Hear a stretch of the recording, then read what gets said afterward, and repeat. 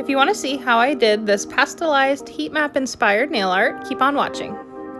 This nail art is done using our Cloud Crellies from our On Top of the World collection. And I'll just be using the brush from the bottle, but if you want to be more precise with application, you can definitely use a detailed liner brush.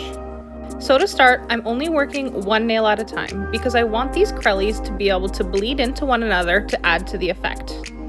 I started by choosing the hottest color for the heat map, which in this case would be pink, and I just placed it in 2 dots, but you can also make it a squiggly line. The pattern doesn't really matter, but what you have to do afterwards is start radiating the color sequentially out from around that initial color. So you'll see that I followed with orange, then yellow, green, and finally the blue and the purple. So the further away from the pink you get in the color rainbow, that is essentially the cooler spots of this heat map. And this is just what it looks like in one coat. It's really cool because it has this watercolor effect, but I am going to build it up in 2 here so you can see what it looks like. I personally like doing it in 2 layers. I think it's enough opacity, but still gives that kind of jelly vibe.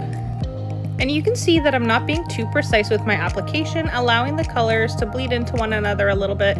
I'm just making sure to wipe off the brush before I put it back in the bottle. And finally, once you're done, definitely put a top coat on it because it will smooth everything out and really make the look come together.